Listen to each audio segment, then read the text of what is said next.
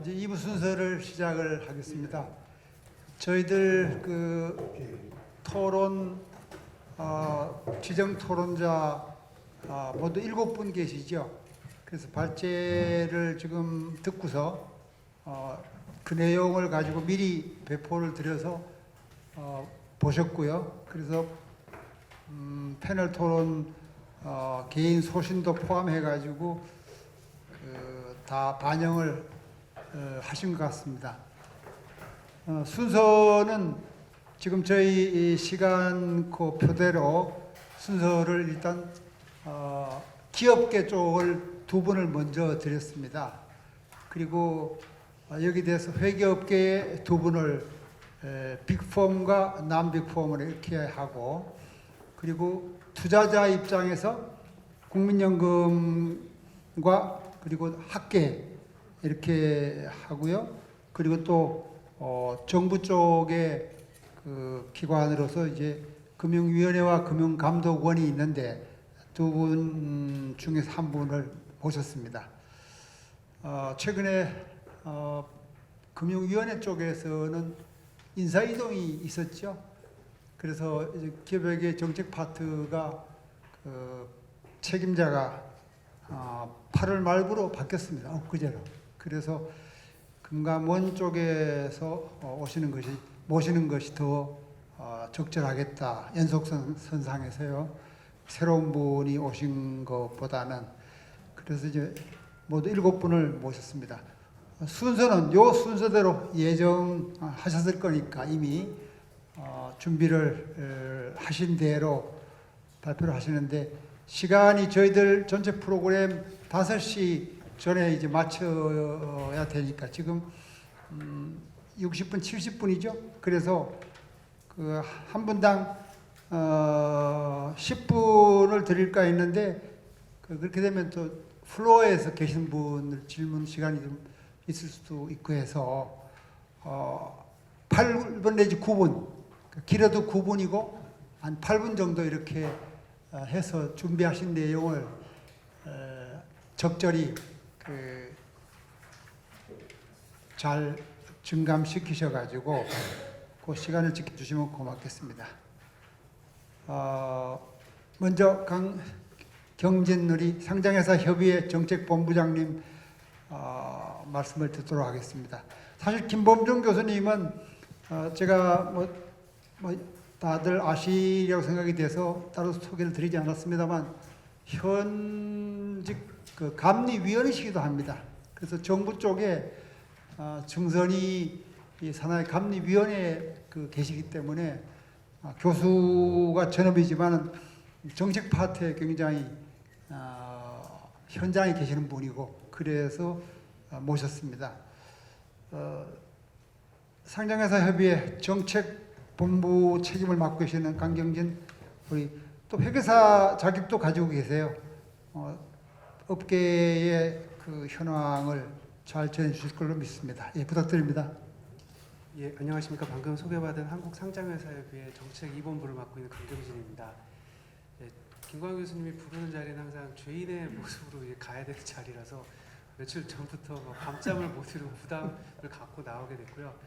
제가 회계사 자격증이 있다는 사실을 굳이 안 해주셔도 좋았을 텐데 말씀을 해주셔서 저도 부담이 좀 상합니다. 잘 아시는 분이니까. 제가 무슨 지금 현지세라는 기업을 보호한다고 해서 금융 TF 활동을 나가서 지정되고 안 하는 이런 말씀을 했던 건 아니고요.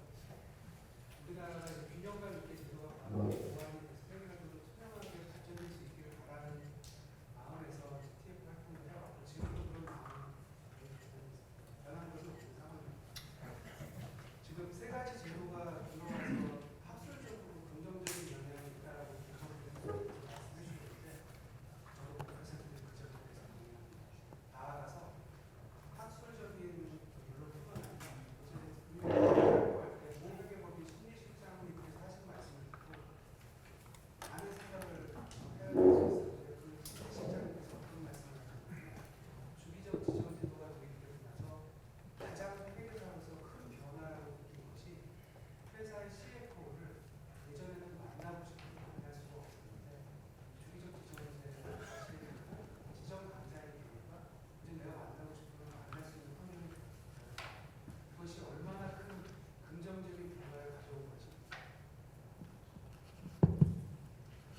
것이라고 나는 본다. 이런 말씀을 해주셔서 제가 그 말씀을 듣고 아 정말 저 말씀이 맞겠다 싶은 생각도 많이 했었습니다.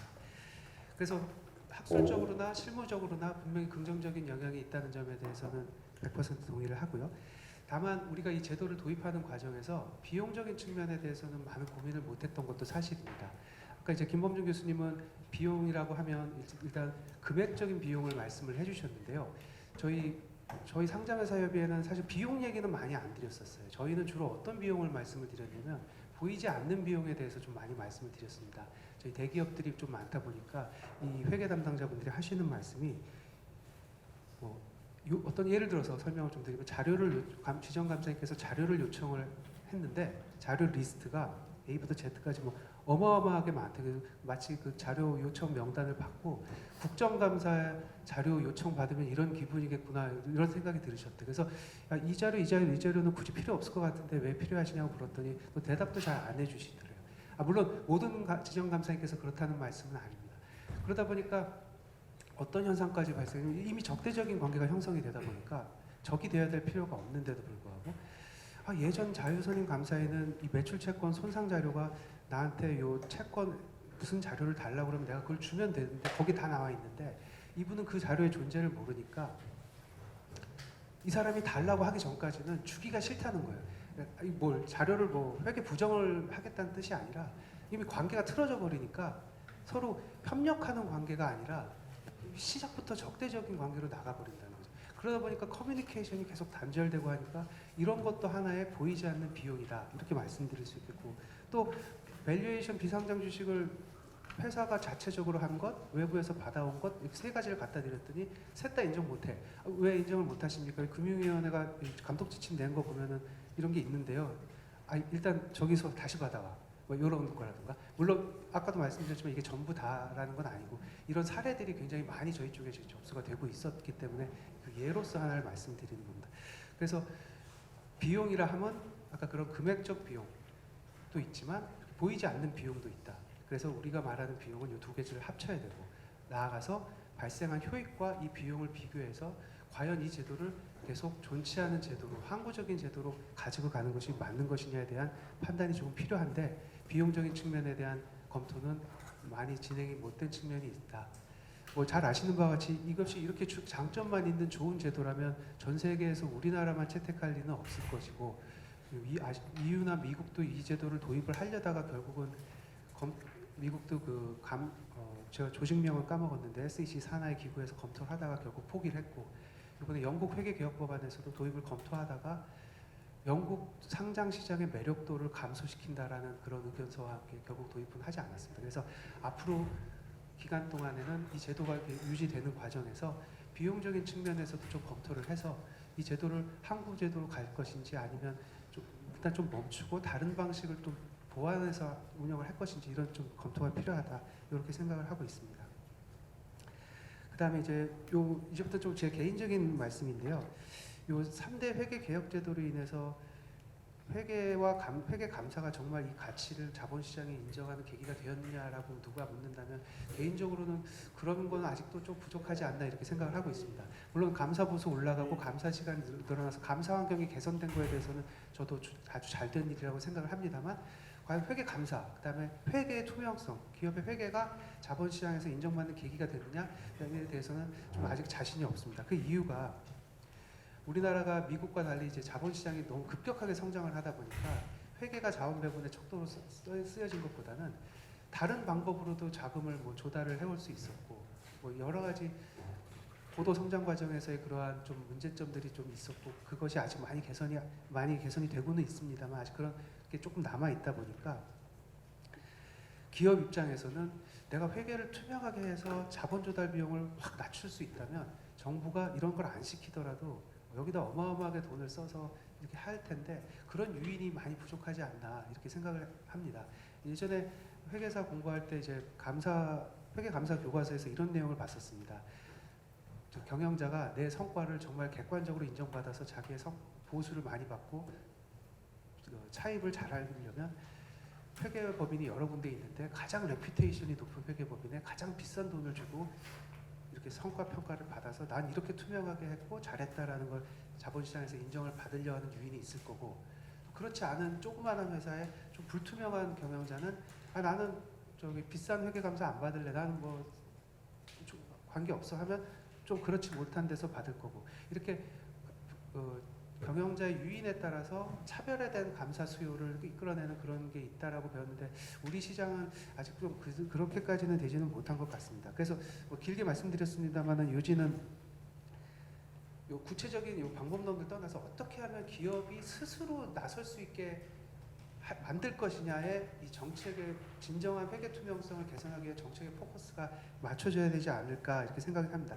이번에 기업들이 얘기하는 것 중에 주기적 지정제가 도입됐는데 정작 경영자는 많은 압박을 안 받고 실무자분들만 가운데 지정감사인과 경영자 사이에 껴서 압박을 받는 이런 모습도 적지 않게 좀 보았습니다. 그래서 어떻게 하면 기업은 감사를 더 엄격하게 받을 유인을 제공하고 감사인은 더 엄격하게 감사할 유인을 제공할 것인가, 이 부분에 그렇게 해서 경영진의 의지를 획기적으로 상승시킬 수 있는 동력은 무엇인가, 여기에 정책의 포커스가 맞춰져야 된다고 생각을 합니다. 그러면 너무 구름 잡는 얘기를 한 것이 아니냐라고 또 말씀을 하실 수가 있겠는데요.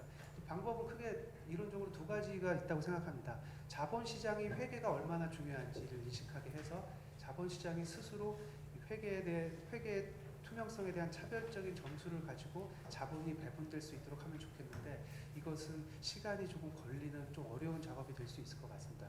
그러면 반대로 이번에는 약간 페널티적인 측면에서 봤을 때 기업을 굉장히 회계를 부정을 저질렀을 때, 너는 회계 부정을 저지르면 즉각적으로 발견되고 이 발견된 적발 사항에 대해서는 정말 회사가 망할 수도 있는, 그리고 개인은 무기징역을 받을 수도 있는 엄청난 처벌을 가한다는 신호를 시장에 주면 좋겠고요. 그게 그러면 무엇이 될 수 있겠냐면, 한국판 PCAOB, 즉 감독기구를 설립해서 감리 텀을 대폭 낮춰서 이렇게 진행을 하면 그런 약간 네거티브적인 방법으로서 그런 신호를 기업에게 줄 수 있는 방법이 되지 않을까 그렇게 생각을 합니다.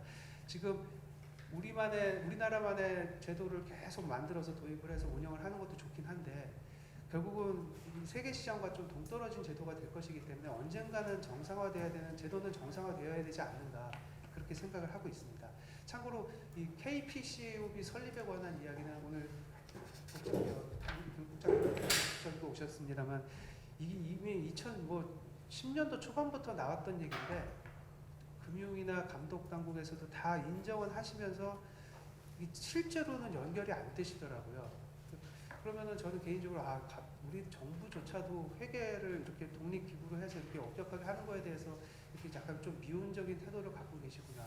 정부가 좀 먼저 좀 적극적인 모습을 좀 보여주실 필요는 없지 않는가 이런 생각을 해봤습니다. 그래서 정리 말씀드리면 우리 구성원 각자의 자발적 노력을 이끌어낼 수 있는, 그래서 우리 경제 수준에 맞는 선진적인 제도가 정착이 돼서 우리의 회계 투명성이 획기적으로 발전할 수 있는 계기가 마련될 수 있기를 바라면서 이상 토론 말씀을 마치겠습니다. 감사합니다. 네, 감사합니다.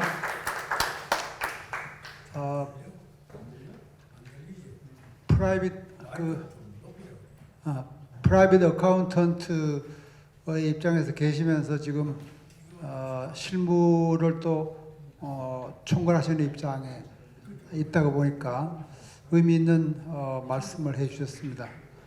인센티브와 그리고 엄하게 할 수 있는 그런 정부 기구의 변화가 있었으면 좋겠다는 말씀이었죠. 그다음 두 번째로 코스닥 협회의 정책본부장을 맡고 있는 김준만 부장님께, 본부장님께 마이크를 넘기겠습니다.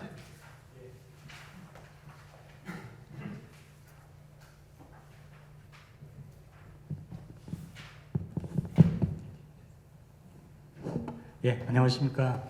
코스닥협회 김준만 상무입니다. 먼저 감사인 정책 세미나에 초청해 주신 한국감사인연합회 김광윤 회장님께 감사의 말씀을 드립니다. 회계 투명성 제고를 위한 신외부 감사법이 도입된 지 5년이 지났죠. 아까 김병진 교수님께 발표하셨듯이 회계 투명성 증가라는 긍정적 요인도 있고, 기업 입장에서는 감사 부담이라는 부정적 요인도 있는 게 사실입니다. 자본시장에서 코리아 디스카운트라는 말이 있지 않습니까? 한국의 상장 기업 주가가 외국의 유사한 상장 기업에 비해서 낮게 형성되는 현상을 말하는데요. 한국 주식시장의 취약성을 드러낸 표현이라고 볼 수 있겠습니다. 그래서 한국 주식시장이 선진 시장으로 도약하기 위해서는 반드시 해결해야 되는 부분이라고 생각이 드는데요. 최근에 자본시장연구원에서 코리아 디스카운트 원인 분석이라는 보고서를 발간을 했더라고요.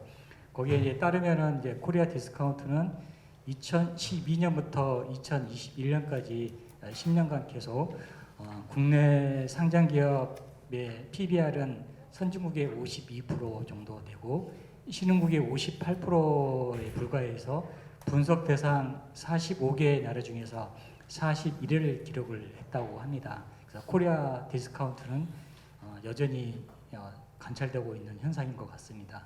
그래서 코리아 디스카운트 원인으로는 자본시장 연구에서는 미흡한 주주 환원 수준이 가장 높은 수준으로 꼽았고, 그 다음에 회사들의 저조한 수익성과 성장성, 그리고 기업 지배 구조 이런 순으로 나타났습니다. 반면에 회계 투명성 그리고 기관 투자자 비중은 상대적으로 낮게 나타났습니다. 그래서 회계 투명성은 상당히 많이 개선이 된 것 같아요. IFRS 도입 때문에 정성적, 정량적 측면에서 모두 개선이 됐기 때문에 아마 높게 평가를 된 것 같습니다. 그래서 자본시장에서 이렇게 회계 투명성은 긍정적으로 평가가 되고 있다는 게 사실인 것 같습니다. 그래서 이렇게 긍정적인 평가도 있지만 기업 입장에서는 부정적인 요인도 좀 있는 것 같습니다. 그래서 코스닥 기업 입장에서 간단한 회계 부담 요인이 되는 부분을 말씀을 드리고자 합니다. 작년에 저희 협회에서 설문조사를 했는데요. 외부 감사 계약할 때 발생하는 문제점으로서 지정 감사 시 회계 법인의 무리한 감사 비용 요구 그리고 협상이 어려운 점 이거를 가장 큰 문제점으로 꼽아 주셨습니다. 중소기업일수록 지정 감사인에 대한 대응 능력이 부족해서 어려움이 더 가중되고 있는 건 사실입니다. 그래서 우리나라 감사인 선임 방식이 원칙적으로 자유 선임 방식인데 현재 아까 발표 자료에서 보다시피 50% 정도 육박하는 지정 감사 비중이 있는데 이 비중을 완화하는 방안이 좀 필요하다고 봅니다.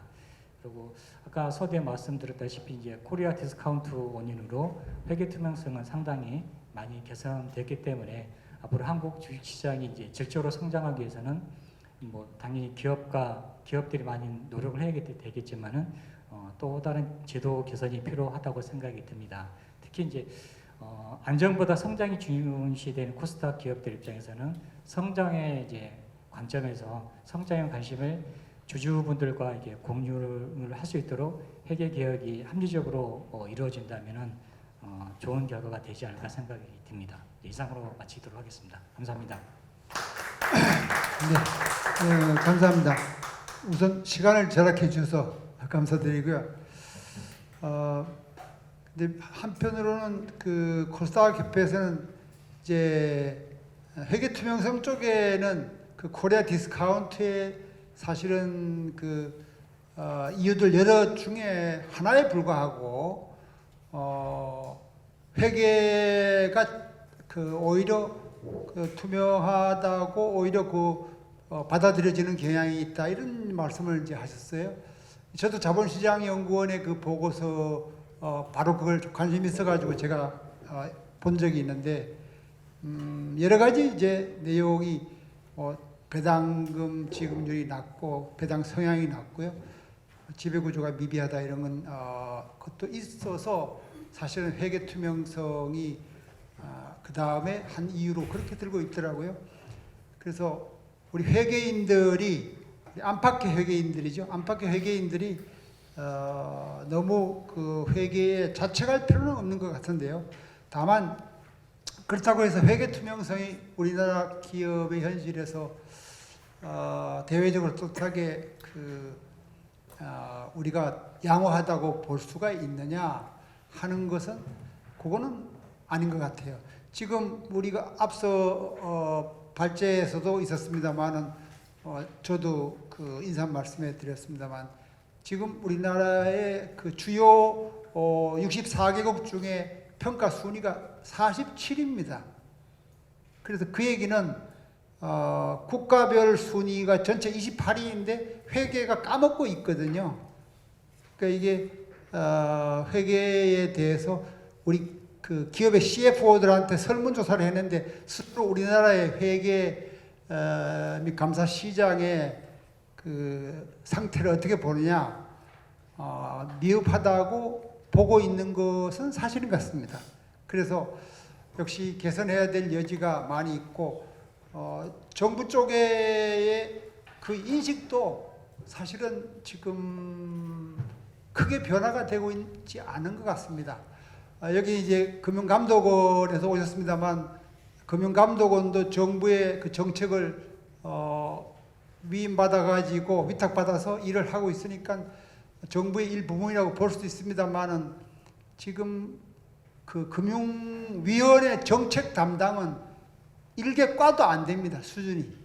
기업에게 팀이라고 하는 것이 계속 그렇게 학계에서도 이거 이래가지고 안 된다. 미국의 PCAOB 이 흉내라도 좀 내려면은 이게 과가 아니라 국 수준으로 올라가야 되고, 그리고 외척으로 나가서 그야말로 회계에 대해서 인식을 높여야 된다. 이런 얘기를 계속 하는데, 지금 정부는 이번에 인사명령 제가 보고드렸죠. 그대로 기업에게 팀 수준에서 지금 머무르고 있습니다.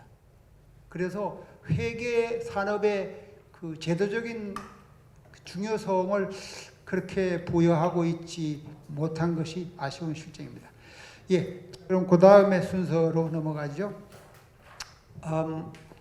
그 회계법인 빅4 중에 박원용 안진회계법인 품질관리실장님께서 마이크를 잡으시겠습니다.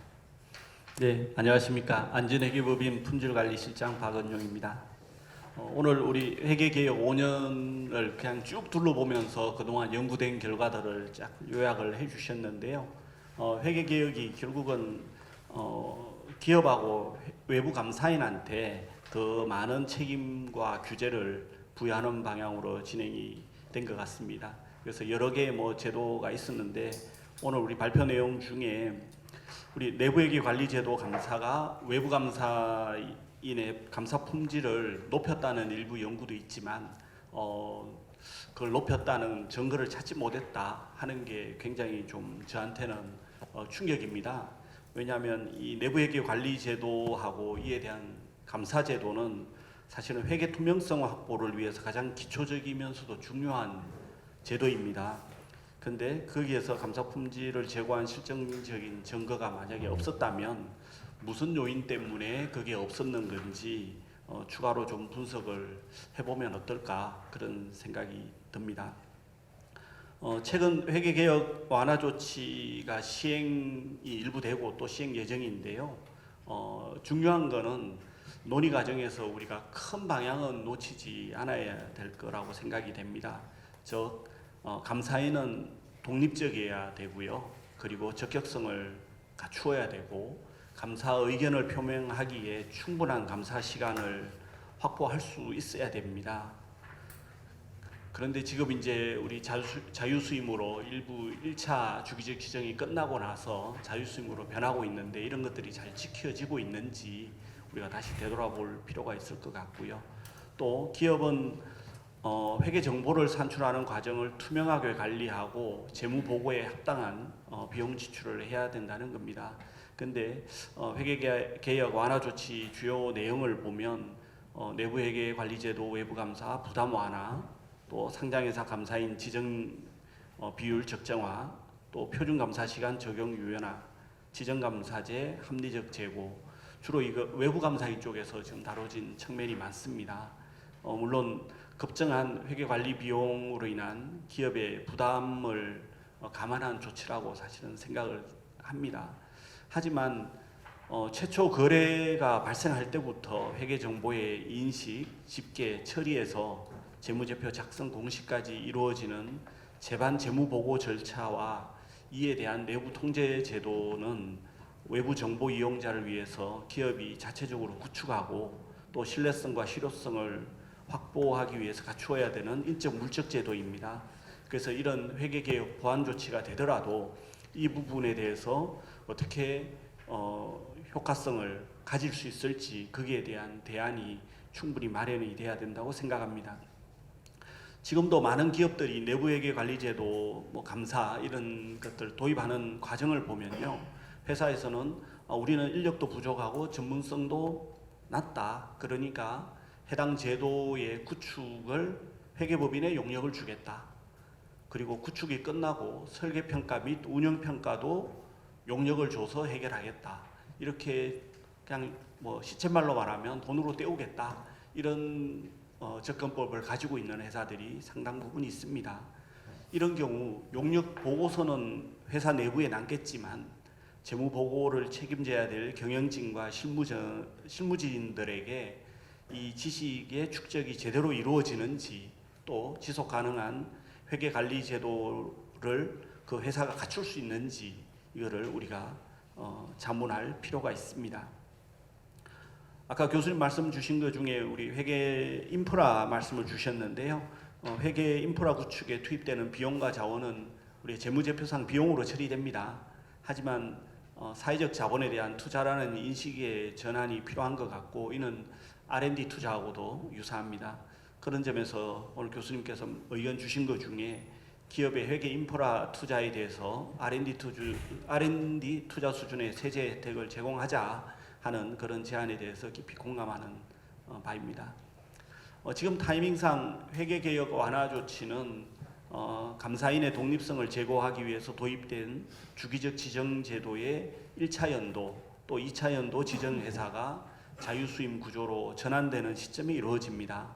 그러다 보니 자유수임에 따른 감사계약 체결 과정에서 회계개혁 조치의 상당한 내용들, 표준감사 시간이라든가 또는 내부 회계관리제도 감사 이런 것들이 포괄적으로 협의돼서 감사 시간과 감사 보수가 지금 반영이 됩니다. 그래서 앞으로 이런 것들이 우리 회계 투명성에 어떠한 모양으로 나타날지 이거는 2, 3년 뒤 가봐야 알 것 같은데요. 향후 실정 분석의 대상이 될 것으로 보입니다. 무엇보다도 이번 완화 조치로 인해 가지고 정확하고 신뢰성 있는 회계 정보 산출의 중요성을 과소평가하거나 또는 등한시하는 분위기를 조성하지 않을까 하는 우려가 있습니다. 가령 연결재무제표 작성을 위해서는 연결 범위에 포함되는 모든 종속기업의 재무정보에 대해서 신뢰성을 확보할 수 있어야 되는데요. 2조 미만 회사에 대해서 지금 5년간 유예를 했습니다. 그렇지만 종속기업의 재무정보 신뢰성 확보라는 이 경영진의 책임을 면제해 준 것은 아니라고 이게 분명히 좀 전달될 필요가 있고요. 그 시간 유예된 그 기간 동안 아무것도 안 하는 게 아니라 연결 내부 회계관리제도 구축 및 유지에 지속적인 투자를 이어가야 될 것 같습니다. 이를 위해서는 전문성 있는 우리 지배구에서 지속적으로 기업의 회계 투명성을 강조하는 동시에 기업의 경영자도 이에 못지않은 관심과 톤앤더 탑을 기울여야 할 것입니다. 마지막으로 회계법인 입장에서도 회계 투명성 제고를 위해서 도입된 다양한 제도들에 대해서 우리 기업들이 제기하는 애로사항과 불만사항을 이해하려고 노력하고, 또 잘못된 것이 있다면 또 미흡한 관행은 회계 투명성을 통한 국가 경쟁력 제고라는 어떻게 보면 공동의 목표를 위해서 개선해 나가려 하는 자체의 자정 노력을 지속해야 할 것으로 생각합니다. 네, 들어주셔서 감사합니다. 네, 감사합니다. 지금 회계법인 쪽에서 보시는 시각을 말씀해 주셨는데, 역시 그 지배 구조가 다르면은 세계 다른 데 채택하는 게 없는데 우리 한국에서만 이런 제도를 채택하냐, 주기적 지정제. 그런데 사실은 지배 구조가 독특하니까 좀 제도도 독특하게 그 처방을 할 수밖에 없지 않느냐, 그런 측면 얘기도 좀 있는 것 같습니다. 자, 우리 중소형 회계법인을 대표해서 지난번 그 협회장께서도까지 하시고 지금 진일 회계법인의 대표이사를 하고 계시는 그 남기권 우리 대표님 부탁드리겠습니다.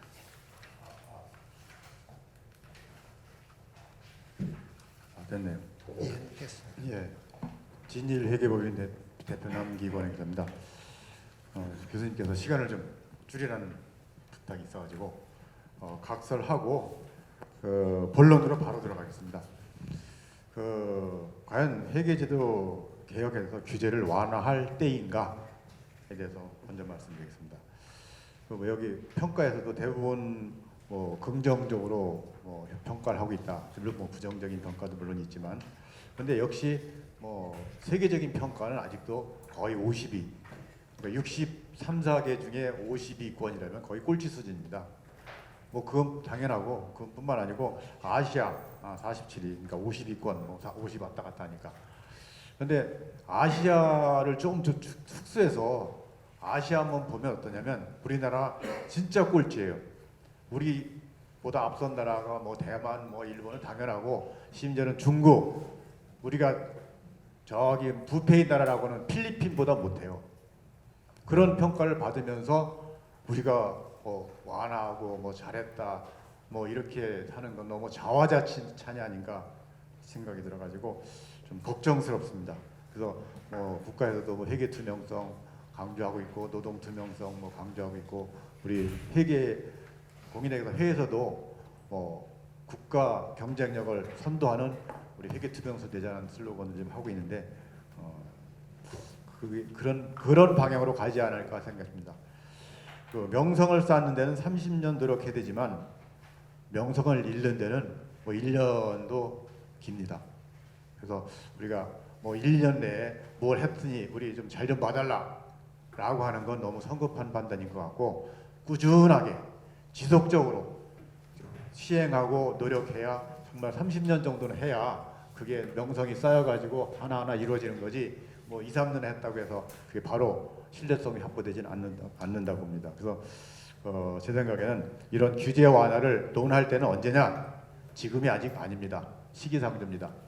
그래서 저는 기업 구조, 지배 구조가 좀 개선돼서 요즘 ESG 논의되고 있는데, 기업 지배 구조도 개선되고, 그다음에 국가 경쟁력이 보통 한 22권이라고 봅니다. 그래서 우리나라가 그보다 앞서간 회계 투명성은 한 12권이 지속적으로 15위에 왔다 갔다 하는 그 정도 수준이 된 다음에, 야 이제 됐으니 좀 완화 좀 해도 되지 않겠냐 하는 것이 올바른 우리가 나아갈 방향이 아닌가, 그렇게 제안하고 싶습니다. 그래서 저는 오히려 지금보다 더 강화해야 된다. 완화할 때가 아니고 더 강화해야 된다. 오히려 어느 정도 비상장법인, 상장법인뿐만 아니고 비상장법인도 이 지정제 속에 포함돼서 좀 더, 사실은 이 기업 개수로 보면 비상장이 거의 90% 이상입니다. 기업 개수로 보면. 근데 그쪽은 거의 자유선임으로 놔두고 상장 몇 개, 2, 3천 개죠. 그 정도만 가지고 지금 시행하고 있는데, 그건 좀 한계가 있지 않나 생각합니다. 그런데 한편으로는 그 IMD 평가가 52권이다 이렇게 하는 거에 대해서 그거 못 믿겠다라는 주장도 사실 있습니다.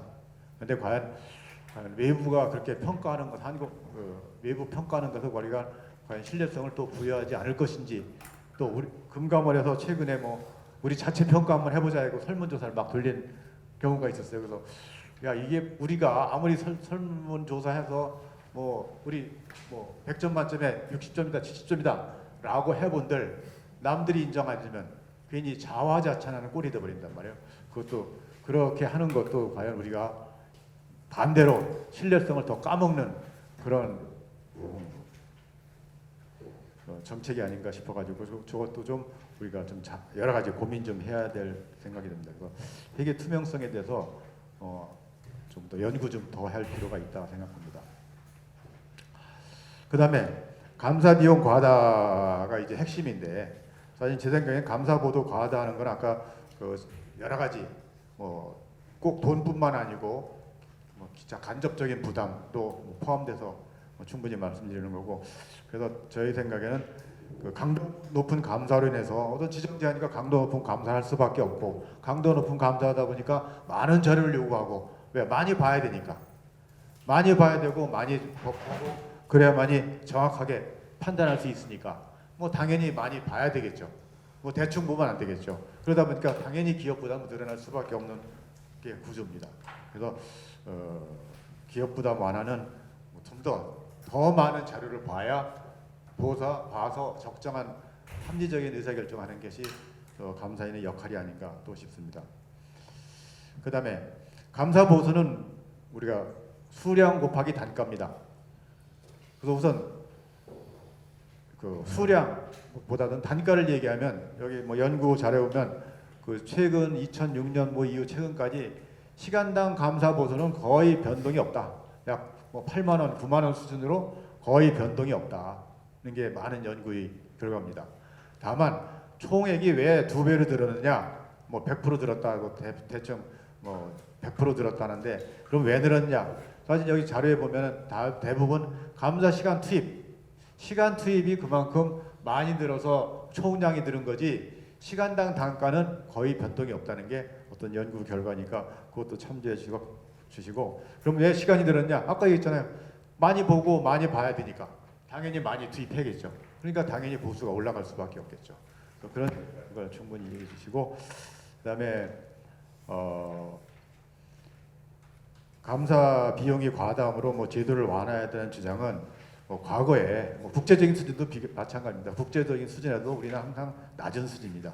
뭐 딴 데 유사한 기업하고 비교하면 상당히 낮은 수준이니까 그것도 참조해 주시고 기저 효과 그동안의 비정상이 약간 정상화되는 그런 과정이다라고 좀 이해해 주시고 그다음에 감사를 비용 총량을 줄이자라는 얘기는 결국은 감사 시간량을 좀 줄이자는 얘기고 감사 시간을 줄이자는 얘기는 대충 감사해 달라 그런 얘기하고 뭐 일맥상통하는 게 아닌가 싶어가지고 걱정됩니다.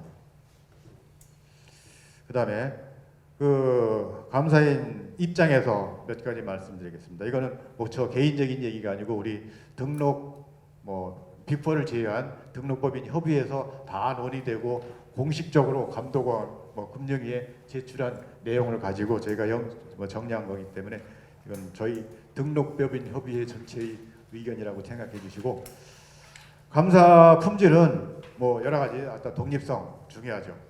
뭐 시간 중요하죠. 거기에 더 중요한 것이 감사인의 능력, 볼 수 있는 문제점을 파악해서 볼 수 있는 능력이 상당히 중요합니다. 근데 그거를 지금 우리 정책에 어떻게 반영하고 있는지 좀 걱정스럽습니다. 그쪽은 별로 논의 안 되고 오히려 역행하는 그런 쪽으로 가고 있는 게 우리 현실에서 좀 걱정스럽습니다. 그래서 몇 가지 말씀드리겠습니다. 뭐 산업 전문성 제도 개혁 쪽에 나와 있습니다. 좋습니다. 저희 수용합니다. 다만 감사인이 그 문제는 오히려 전연차 회계사가 뭐 내용도 정말 경험도 부족하고 이런 사람들이 팀으로 구성돼 가지고 뭐 저희도 옛날에 그랬거든요. 뭐 회계사 1명, CFO 2명 이렇게 가가지고 감사한다는 게 사실은 현실적으로 여러 가지 문제점이 많습니다. 그래서 저는 그걸 어떻게 해소할 것인가. 산업 전문성은 당연한 얘기고 전연차 회계사로 팀을 구성해서 감사를 하는 것이 과연 적절한 것인가에 대한 정책 당도 고민 좀 해주시고 그래서 저는 어떻게 제안하느냐. 최소한 그럼 감사팀은 이렇게 구성해라. 10년차 이상, 뭐 5년차 이상, 5년차 이하 최소한 그룹별로 3팀 정도는 구성해서 구성할 수 있도록 좀 제도화 좀 시켰으면 어떤가 이런 게 제 생각입니다. 그 다음에 이 지정 점수를 뭐 어떻게 개선하겠다라고 좀 최근에 나와 있는데 지정 점수도 마찬가지예요.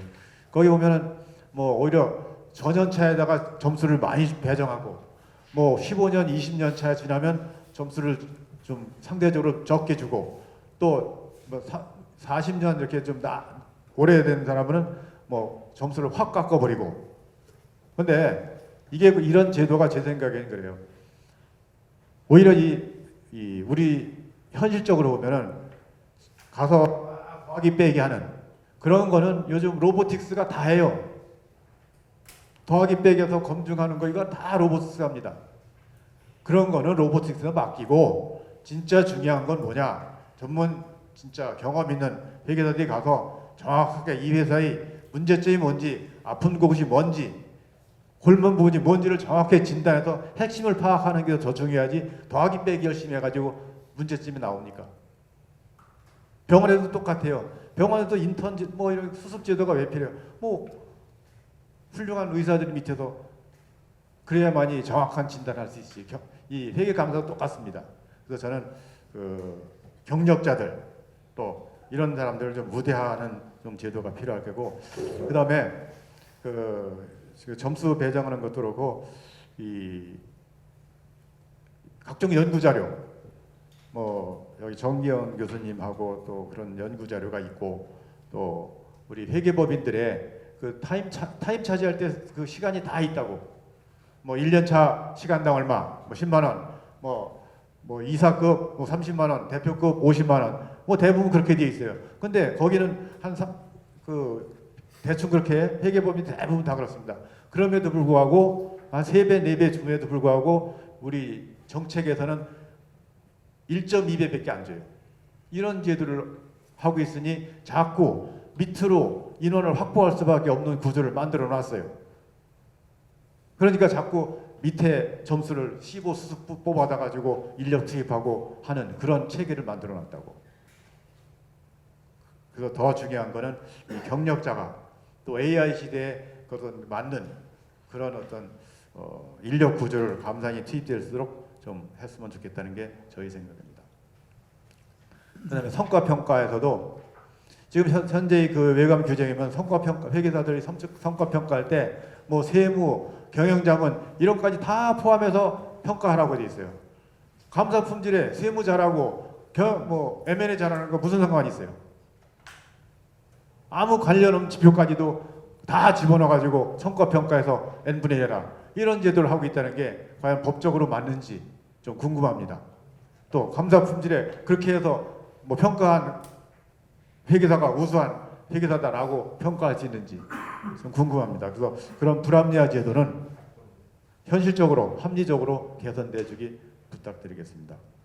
그 다음에 마지막으로 회계정보 이용자, 사실은 이런 제도들이 이 제도 이용자들이 과연 어떤 입장이냐, 과연 제도 이용자들이 회계 투명성, 회계 정보에 관해서 어떤 입장이냐에서 더 많은 관심을 가져야 된다고 합니다. 그게 핵심이에요. 뭐 기업하고 회계사들끼리 왈가왈부 해봐야 뭐 제3자가 그거 쓸데없다면 별로 의미 없는 일이라고 생각합니다. 그래서 저는 이용자 입장에서 항상 좀 관심을 가져야 된다고 생각하는데 그 연구 결과에 의하면 뭐 이용자가 70%가 그래도 현재 개혁 제도가 좀 긍정적이다라는 뭐 결과가 나왔는데 그것도 좀 연구가 많이 한 건 제가 보기에는 한 건 정도밖에 안 보이더라고요. 20한 대건 연구 중에 이용자 입장에서 어떻게 보느냐에 있어서 연구가 좀 많이 부족하지 않느냐 싶어서 이용자 쪽에 좀 집중된 회계 제도를 어떻게 투명성을 강화할 것인가에 대한 연구가 더 많은 연구가 필요하다고 생각합니다. 그래서 저는 좀 거의 마지막으로 회계 정보는 신뢰성이 바탕이 되고 신뢰성은 외관상 독립성이 전제돼야하며 우리나라처럼 오너 중심의 특수한 지배 구조 아래서는 감사계약상 기업이 그 가부의주의를 다시 옛날로 돌아가자 자유선임으로 가자는 건 가부의주의를 다시 뭐 유지하자는 그런 취지인데 그런 방향은 아닌 것 같고 감사인의 그 독립성 확보를 위해서는 감사인 지정제가 오히려 완화할 것에도 더 확대돼야 한다고 생각합니다. 이상입니다. 예, 감사합니다. 그 중소법인 입장에서 현실적인 얘기를 많이 하시느라고 시간을 좀 많이 쓰셨는데요. 바로 이어서 그냥 우리 투자자 입장에 원종현 위원장님께 마이크를 넘기겠습니다.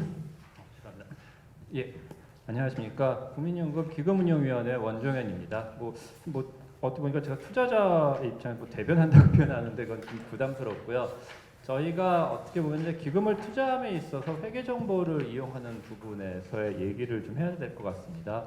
사실은 저희 일단은 투자자다 그러면 아마 기본 상식적으로 투자자는 저희가 투자하고자 하는 기업의 사실 모든 것을 알고자 사실 많은 노력을 합니다. 그러니까 그 기업에 있는 주방에 젓가락이 몇 개인지까지도 이게 실제적으로 투자에 어떤 도움이 될지 모를지는 일단 둘째 치더라도 우리가 투자하고 있는 기업에 대해서는 최대한 많은 정보를 가지고서 그것을 바라보는 것이 사실 저희의 기본적인 임무고 그런 부분이 과연 향후 이 회사의 그 지속적인 성장성을 어떻게 바라볼 것이고 전망할 것이냐가 사실 저희의 아마 그 투자의 기본적인 태도일 것입니다. 아마 그러한 이유에서 요즘 들어서 이제 ESG가 자꾸 활성화되고 커지는 이유도 아마도 지금까지 기준으로 되어 있고 가장 베이스로 되어 있었던 이 회계적인 입장에서의 재무제표라든가 감사보고서 등은 기본적으로 디폴트적인 아마 기본 베이스고 그것도 부족하니까 저희는 좀 더 알자라는 것이 사실 아마 요즘의 ESG의 어느 하나의 열풍에 사실은 저는 근본을 차지했다라고 생각을 갖고 있습니다. 그렇다면 문제는 이제 여기서 그 방금 지금까지 계속 말씀하셨던 회계 정보의 그 기준의 가치가 과연 우리 투자자들에게 어떻게 적용이 될 것이냐라는 부분에 우리가 과연 어떻게 활용을 하고 있는지에 대해서 좀 생각을 좀 많이 해봤습니다. 근데 여전히 이게 제가 느끼는 부분에서의 저 개인적 감정으로 표현을 드린다면 이게 규제, 그러니까 어떻게 보면 회계의 질적인 내용이라던가 아니면 그 회계의 투명성에 대한 어떤 규제적인 사항보다는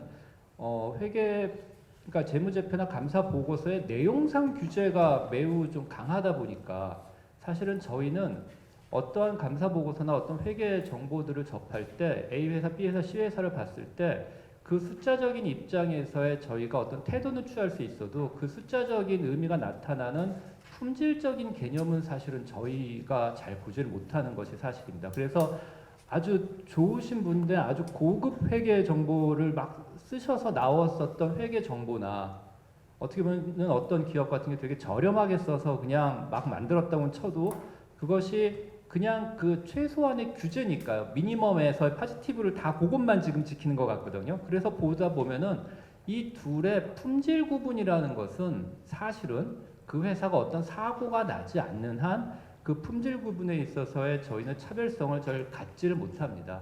그것은 이 파지티브 규제 문제라고 저는 생각을 좀 가지고 있습니다.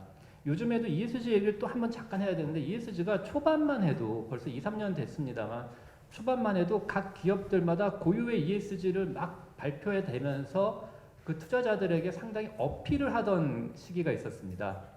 근데 그것이 우리나라 뭐 KESG라던가 뭐 지금 환경 규제라던가 여러 가지 규제가 되면서 이게 통일이 되다 보니까 어떤 일이 생기냐면은 그들이 어필하고 있는 레벨을 비용 문제로 사실 낮춰가면서 그들의 어필 레벨이나 공시 레벨이 그 기준화 규제화되어 있다던가 발표되기를 하는 그 규제 수준에서만 그것보다 플러스 알파는 절대 안 하겠다 라는 식의 어떤 입장으로만 있다 보니까 저희가 점차적으로 원래 취했었던 과연 저 회사의 주방에 젓가락이 몇 개지까지 우리가 파악할 수 있는 수준이 넘어서 그냥 그거는 어느 순간 그 투자자와 기업과의 대화는 없어지고 기준에 맞췄어 안 맞췄어에 대한 부분만으로서의 어떤 포커스가 되는 좀 문제가 좀 발생합니다. 그럼에도 불구하고 또 ESG 얘기 잠깐 하자면 그럼에도 불구하고 참 느꼈던 게 그겁니다. 기업들 정말 사업하기 점점 어려워지겠다라는 사실은 많은 동정감이 좀 많이 갔습니다. 이게 뭐 상장 공시 ESG 규제 조세 문제 뭐 여러 가지 어떤 그러한 규제들을 맞춰내는 상태다 보니까 이게 기업의 어떤 투자자의 어필하는 IR적인 입장에서의 어떤 정보들을 우리에게 공급해 준다라는 그런 노력보다는 일단은 그 정부로부터의 제재를 어떻게 모면할까라는 그 차원만 넘자라는 형식적인 어떤 방향으로 가다 보니까 또 저희 투자자들 역시 그것에 대한 정보를 가지고선 우린 부족하다라고 해서 저희 역시 또 하나의 일종의 기업 투자를 위한 탐색 비용을 또 상당히 지금 소요하고 있는 것도 사실입니다. 이거는 회계 정보와는 또 다른 입장에서의 어떤 기업을 알고자 하는 탐색 비용이고 그걸 통해서 뭐 기업 자문사를 쓰든지 뭐 여러 가지 또 이상한 어떤 저희의 비용을 사실 많이 쓰거든요. 사실 이거는 어떻게 보면 그 중에 있어서 아마 그 중간에 지금 아마 그레이 영역에서 서로 투자자와 기업과 그 부분에서 타협이 좀 안 되는 부분일 것 같다라는 그 일종의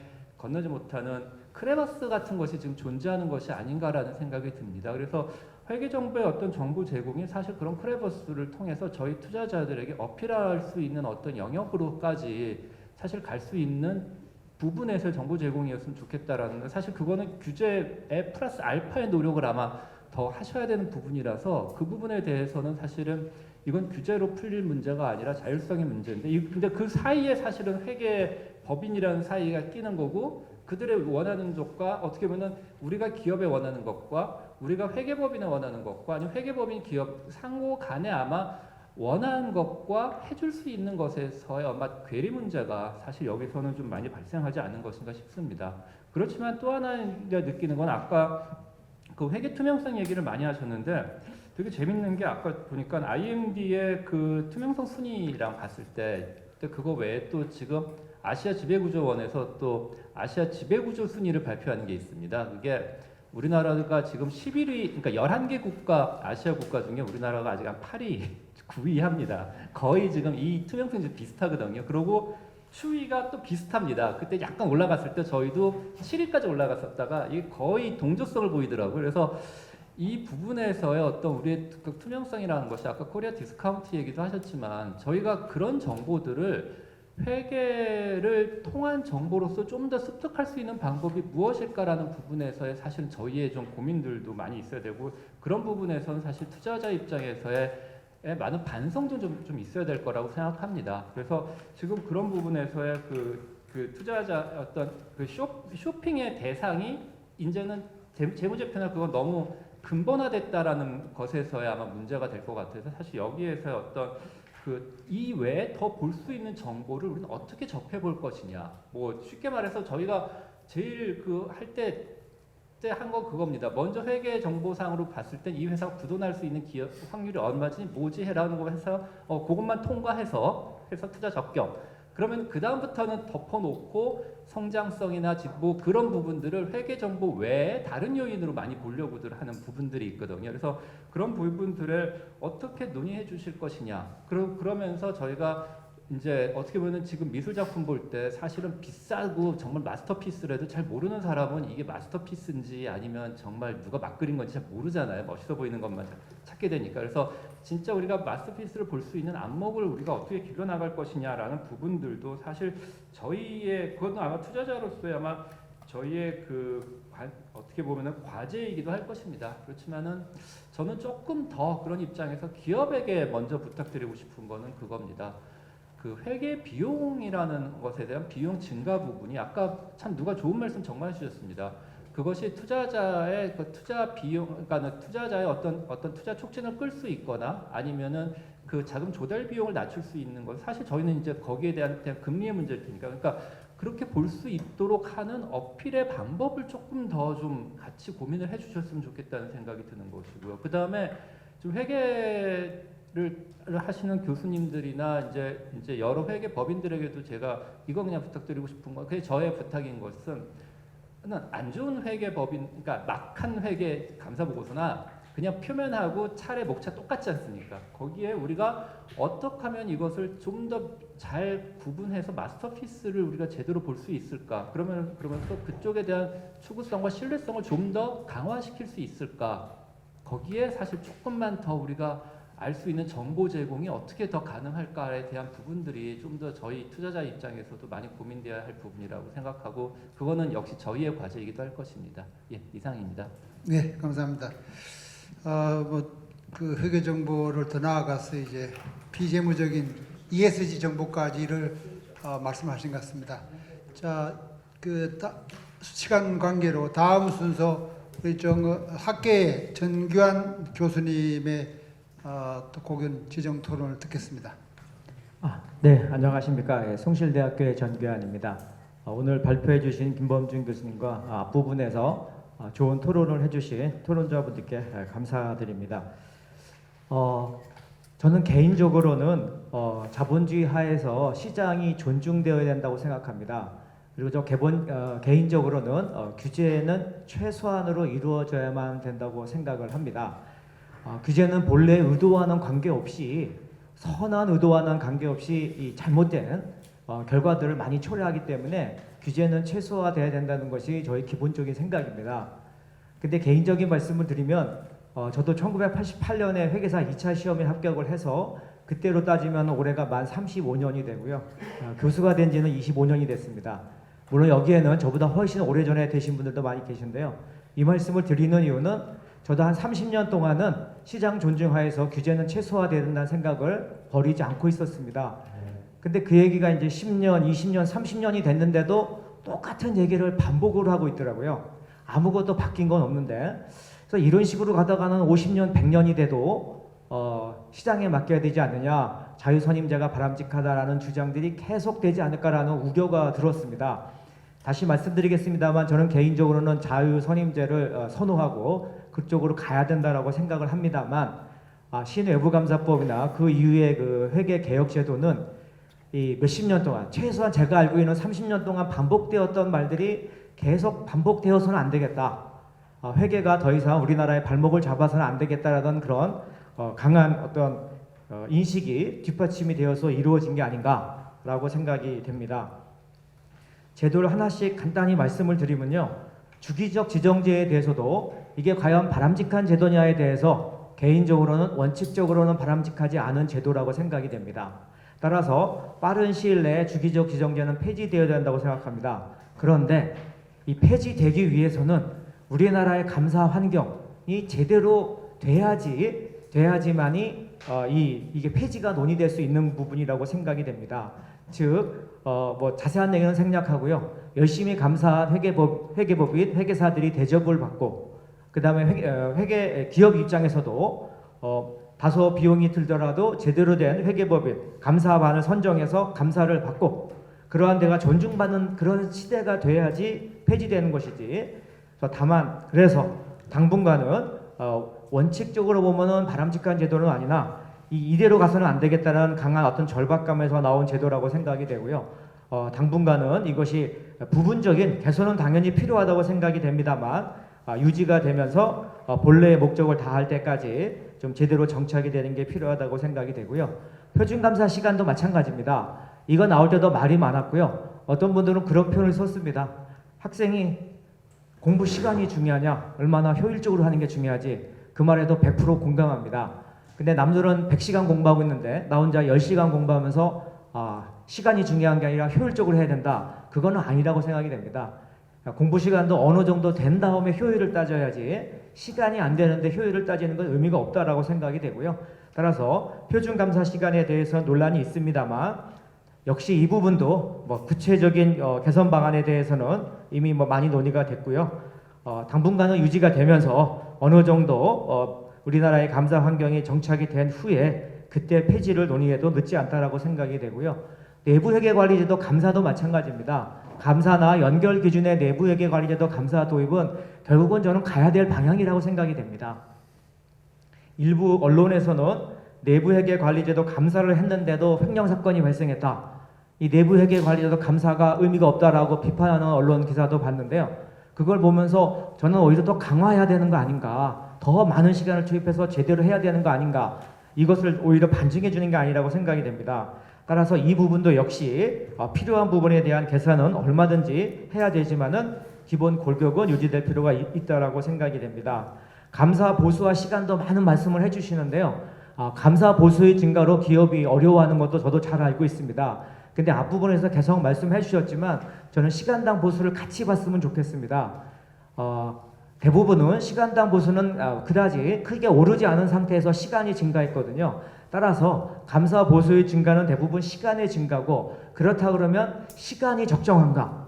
과연 시간 투입한 것이 적정한가에 대해서 우리가 확인을 하고 검토하는 것에 대해서는 얼마든지 가능하지만은 단순히 감사 보수가 는 거 가지고 문제를 삼는 것은 좀 문제가 있다라고 생각이 되고요. 다만 제가 전체적으로 말씀드리고 싶은 것은 전체적으로 이런데 개별 기업을 따지다 보면은 사실은 억울하거나 조금 이해하기 어려운 기업도 있는 것으로 알고 있습니다. 그 부분은 사실은 감사인의 노력도 중요하다고 생각이 되고요. 예를 들어 감사 시간이 시간당 감사 보수는 크게 변화가 없는데 감사 시간이 급격히 늘어서 감사 보수가 늘었다. 기업은 감사 보수에 관심이 있거든요. 왜 감사 보수가 우리가 3배가 늘었느냐? 감사 시간이 3배가 늘었다. 그거 왜 늘었는가? 이 부분에 대해서 기업에 대해서 충분하게 설명을 해주면서 해줘야지 이 부분은 해결이 될 수 있다라고 생각이 되고요. 제가 전반적으로 말씀드리고 싶은 것은 지금 2017년이죠. 6년 전인. 그러니까 6년 전에 왜 시외부감사법을 도입했는가? 다시 초심으로 돌아가서 과연 그때 의도했던 목적을 달성했는가? 라고 보면서 우리가 이 제도의 공가와 폐지 여부를 논하는 것이 맞지 않나라고 생각이 됩니다. 특히 이제 여러 이해관계자로 간단하게 말씀을 드리면요. 기업의 경우에는 여러 가지 말씀을 해주셨는데 사실은 저는 전반적으로는 바람직한 방향으로 가고 있지만 아까 말씀드린 대로 일부 기업의 경우에는 사실은 많은 부담을 느끼는 것도 있습니다. 그리고 아까 여러 말씀을 해주시는 게 이런 좀 잘했을 때 인센티브가 주어지는 방향이 됐으면 좋겠다라는 거에 대해서도 100% 공감하고 사실은 오래전부터 많은 분들이 고민을 했는데요. 사실 법이나 규정을 어기면 인센티브를 주고 법이나 규정을 지키면 인센티브를 주고 어기면 페널티를 가하는 게 이제 맞는데 사실은 그게 쉽지가 않은 것 같습니다. 그러니까 세금을 생각하면요. 세금을 제대로 내면은 인센티브를 주고 세금을 제대로 안 내면 페널티를 주는 거는 맞는데 제대로 안 내면 페널티 받는 건 맞죠. 근데 세금을 제대로 냈을 때 인센티브를 줄 수 있는 게 뭐가 있는가? 기껏 있는 게 뭐 세금 포인트고 인천공항 이용할 때 뭐 라운지 이용하게 하는 건데 과연 그것 때문에 세금을 많이 낼까? 그건 또 아니라고 생각됩니다. 이런 말씀을 드리는 이유는 이 회계감사라는 것이 어느 정도 규제의 성격을 가질 수밖에 없기 때문에 사실 인센티브를 주는 것은 바람직하고 같이 고민을 해야 되지만 그 부분이 제한될 수밖에 없다는 것도 우리가 좀 같이 이해를 했으면 좋겠다는 생각이 되고요. 감사인한테도 사실은 여러 가지 말씀을 드리는 게 있는데요. 제가 늘 말씀드리는 것은 사실 감사인한테는 기회가 온 거 맞습니다. 제가 늘 말씀드리는 것은 위기는 기회다 이런 말이 있지만 반대로 기회는 위기입니다.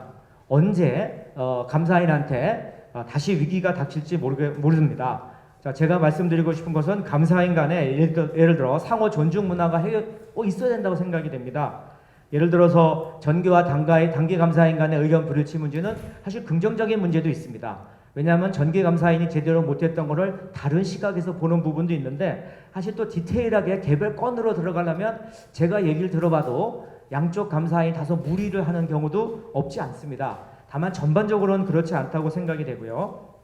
그 다음에 감사인간, 특히 회계법인과 감사반, 회계법인 내에서도 빅4와 등록법인, 또 일반 회계법인 사이에 제가 말씀드리고 싶은 건 제발 서로 협력하는 그런 문화가 형성되었으면 좋겠습니다. 그리고 서로 다투는 모습들이 외부로 비춰지지 않았으면 좋겠습니다. 그 다음에 마지막으로 말씀드리고 싶은 것은 이 주주, 채권자, 이해관계자 등 사실은 분식회계가 발생하면 가장 피해를 보실 분들이 평소에는 아무 관심이 없거든요.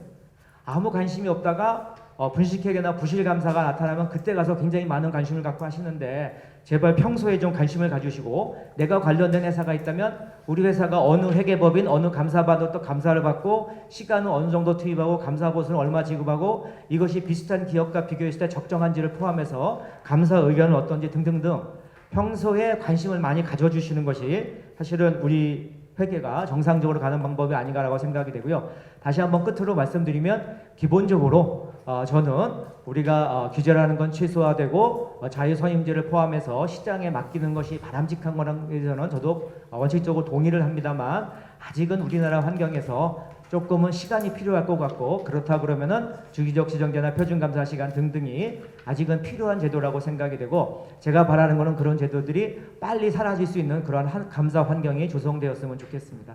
예, 감사합니다. 네, 감사합니다. 좋은 말씀 많이 하셨고요. 시간 관계로 요약은 생략하고요. 마지막 우리 토론자시죠. 윤정숙 금융감독원 회계감리 1국장 말씀 듣도록 하겠습니다.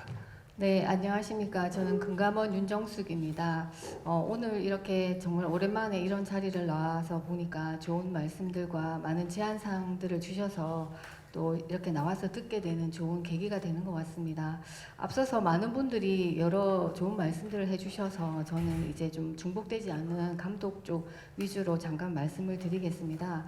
아까 말씀하셨듯이 이제 회계 개혁의 시작이라고 할 수 있는 신회관법 시행이 5년 차에 접어들었는데 그 평가가 이제 저희가 계량적으로 실측하기 힘든 부분이 있기 때문에 계속 인용되는 부분이 이제 IMD 평가랑 뭐 아까 또 다른 분이 말씀하신 지배구조 이런 평가 등인데 저희 그 토론 자료에서 나와 있는 것처럼 금감원도 매년 이제 회계 투명성 설문 결과를 이제 했습니다. 그런데 그 결과가 추이가 이제 IMD랑 유사한 추이를 보이고 있고 다만 이게 7점 만점에 이제 그 항목이 한 개가 아니라 5개 정도의 항목인 것은 차이가 있지만은 22년에 이제 21년까지 계속 상승하다가 22년에 횡령이나 이런 사건 때문에 소폭 하락한 이런 것들을 볼 수가 있었습니다. 그래서 이런 것들이 이제 그 결과가 절대적인 평가 기준이 될 수는 없겠지만은 우리나라의 경제 규모나 국제적 위상을 고려해 봤을 때 저희가 아직도 개선해야 될 부분이 많이 있다고 볼 수 있습니다. 그래서 회계 투명성을 높이기 위한 다양한 제도와 방법이 있겠지만은 감독 당국 입장에서는 가장 주요한 수단으로 회계 심사 감리를 꼽을 수가 있어서 저는 저희가 하고 있는 심사 감리 운영 계획을 중심으로 회계 투명성 제고 방안을 잠깐 말씀드리겠습니다. 23년에는 상장사 등 160개사에 대한 심사 감리를 하고 14개 회계법인에 대한 감사인 감리를 실시할 계획이고 지금 하고 있는 중입니다. 크게 4가지 사항에 중점을 두고 있는데 첫 번째로 아까 강경진 본부장님 말씀하신 것처럼 좀 센 조치가 필요하다. 자본시장 무서운 줄 알아야 된다. 이 말씀하셨는데 저희도 이제 그런 측면에서 회계 부정에 대한 적발과 감시 기능을 강화하기 위해서 감리 부서를 업종별로 전문화하고 중대 사건을 우선 처리하는 등 그 고위험 기업에 대한 집중 감리를 하고 있고 지금은 이제 중과실 이상에 대해서 외부 감사법상 과징금 제도가 도입이 되어서 과거의 자본시장법상 과징금에 비해서 굉장히 과징금 금액이 크게 이제 증대되었습니다. 그래서 그 자료에서 보시겠지만 20년에는 총 상장회사에 대해서 95억 원을 부과하였고 21년에는 160억 원, 22년에는 224억 원으로 회계 위반 금액의 최대 20%까지를 부과할 수 있기 때문에 저희가 생각하는 것 이상으로 강화된 과징금이 금액이 이제 커질 수 있는 그런 부분이 있습니다. 그리고 두 번째로 이제 선택과 집중을 통해서 심사 감리를 효율적으로 하고자 하는데 사전에 테마로 예고를 하고 그 선정된 이슈에 대해서 집중적으로 심사를 하고 그리고 이제 위험 요소를 분석해서 심사 대상을 선별하고 그것도 이제 계속 업데이트를 해서 재무제표 심사 제도를 통해서 경미한 오류를 신속히 정정하도록 해서 상장사 감리 주기도 단축하고 또 중대한 위반 혐의를 적발하는 경우에는 감리로 전환해서 가급적 1년 내에 종결하려고 합니다. 그래서 심사 제도가 처음 시행된 19년에는 심사 비중이 22%였는데 작년에는 85%까지 늘어났습니다. 그리고 심사 처리 기간도 약 90일 정도로 과거에 심사 제도가 도입되기 전에 190일 정도에 비해서 대폭 단축이 되었습니다. 그리고 저희가 아까 말씀드린 대로 위험 요소에 따라 선정하여서 이거를 이제 심사를 하고 있는데 평균 지정률이 58% 정도로 다른 그 테마나 무작위에 비해서 효율적으로 하고 있다는 것을 알 수 있습니다. 그리고 세 번째로 회계법인 역량 강화를 유도하기 위해서 감사인 감리를 할 때 핵심 사항 위주로 점검하고 이슈에 대해서 테마 점검도 확대를 하고자 합니다. 그리고 감사인 감리 대상을 연초에 통지해서 회계법인의 수건 부담을 완화하고 또 감사 품질 자율 개선을 유도하고자 합니다. 참고로 품질관리 수준 평가를 통해서 평가 점수가 높은 회계법인에게는 감사인 점수를 10%까지 가산하는 인센티브를 부여하고 있고 또 저희가 등록 요건이 있는데 그 유지 의무를 위반할 때는 위반 사항 1개당 중대의 경우 감사인 지정 제 점수를 100점, 보통은 60점, 경미는 20점으로 그 지정 제 점수를 부과해서 이런 그 품질 관리를 할 수 있도록 계속 독려하고 있습니다. 네 번째로 감리에 지나친 장기화를 방지하고 피조사자의 방어권이 실질적으로 보호될 수 있도록 회계감리 프로세스 개선 방안을 마련해서 시행하고 있습니다. 감리조사 기간을 원칙적으로 1년으로 제한하고 피조사자의 문답서 조기 열람이나 복사를 허용하고 조치 사전 통지를 할 때 안건에 기재하는 위반 근거와 지적 금액의 산정 내역도 기재하고 동기 판단 근거와 예상 조치 수준도 함께 기재해서 피조사자들이 예측하고 대응할 수 있도록 하고 있습니다. 그리고 AI나 빅데이터 기술을 재무제표 심사 감리에 활용하기 위해서 TF를 지속 운영하여서 회계 환경 변화에 부합하는 디지털 혁신 등을 추진하고자 합니다.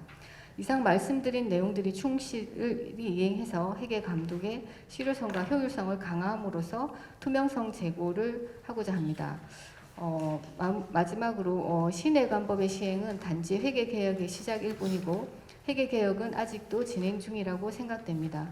기업과 외부 감사인, 감독당국 모두가 톱니바퀴처럼 맞물려서 각자의 역할을 수행할 때 회계 투명성을 확보하고 진정한 회계 개혁을 이뤄낼 수 있을 것입니다. 기업과 감사인은 각자의 자리에서 신뢰성 있는 회계 정보를 작성 공시하고 또 감사인은 체질을 개선하여 감사 품질을 향상시키는 데 힘써야 할 것입니다.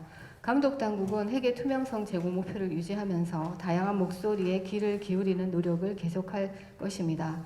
오늘 발제자분들과 토론자분들께서 주신 향후 5년간 체계적인 로드맵 제시나 KPCA 설립이나 상장사 감리 주기 단축 등 이런 많은 좋은 말씀들을 주셨는데 즉답을 드리기는 어렵지만은 앞으로 이런 부분들을 명심하고 제도를 지속적으로 보완하기 위해서 지원을 계속하고자 합니다. 이를 위해서 저희가 지금 그 외부 연구 용역을 추진 중입니다. 신외관법의 도입 효과에 대해서 외부 용역 결과를 활용하여서 더 나은 제도를 만들기 위해서 노력할 예정입니다. 아직 끝나지 않은 회계 개혁이 성공적으로 완성되어 회계 인프라를 더욱 견고하게 하고 이로 인해 회계 투명성과 신뢰성이 제고되어 기업의 건전한 경영과 국민 경제 발전에 기여하는 계기가 되기를 기대하면서 오늘 토론을 마무리하고자 합니다. 경청해 주셔서 감사드립니다. 예, 감사합니다. 예. 좋은 말씀을 다 해주셨으니까 제가 더 말씀드리지 않고요. 이제 이상 얘기되어진 것들에 대해서 지금 우리 예정 시간 이제 한 2분밖에 안 남았네요. 2분 30초 동안에 발제자께서 답변을 지금 예 근데 일단은 발제자의 답변을 좀 먼저 듣고 그다음에 시간을 보겠습니다. 지금 또 어떤 토론자께서는 지금 5시에 정시에 지금 다음 약속을 위해 떠나셔야 된다고 그러니까요. 예, 말씀하시죠. 예, 제가 간단히 답변 드리겠습니다. 먼저 좋은 토론해 주신 저희 7분의 토론자분들의 말씀이 정말 다양한 각도에서 좋은 앞으로 개선 방안이 될 텐데요.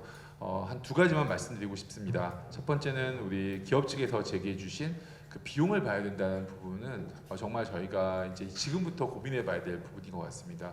항상 가성비를 따져야 되는데 이제 분명히 성능은 있는데 그게 가격 대비 충분한 성능이냐에 대한 부분에 대해서는 이제 연구자들이 앞으로도 계속 또 고민해 봐야 될 것이라고 저는 생각을 하고요. 그다음에 2번째는 지금 이 회계개혁 조치가 궁극적으로 이게 저희가 지향하는 바는 아니라고 저는 생각합니다. 그러니까 이 회계개혁 조치는 하나의 수단이고요. 저희가 궁극적으로 지향하는 바는 어쨌든 자본시장이 선진화되고 그 다음에 그 선진화되는 과정에서 회계정보가 충실한 역할을 하는데 인센티브 즉 그 회계법인이든 아니면 기업이든 내가 충분하게 좋은 회계 정보를 공시하고 싶은 요구가 만들어진 인센티브 시스템을 구축하는 것이 좋겠다라는 말씀을 드리고요. 마지막으로 하나 또 말씀드리고 싶은 거는 이게 기본적으로 제3자 시장입니다. 규제가 전혀 없을 수 없는 시장이기 때문에 규제를 하되 좀 시장 친화적인 규제. 그러니까 예를 들어서 모든 것을 규제기관이 하는 것이 아니라 아까 일단 투자자 또 이런 분들이 정보를 보고 판단해서 벌을 주더라도 다시 시장에서 벌을 주고 그다음에 혜택을 주더라도 시장에서 혜택을 줄 수도 있도록 사실 규제 자체는 한 발짝 살짝 물러다니는 것이 아마 궁극적인 저희 목적일 것 같습니다. 그래서 현재는 조금 타이트한 규제이지만 이런 부분들이 저희가 한 단계 더 업그레이드 시키는데 큰 도움이 되리라 생각하고 향후에 꾸준히 연구를 열심히 하겠다 또 할 수 있도록 저희도 같이 노력하겠다는 말씀을 드리고 싶습니다. 예, 감사합니다.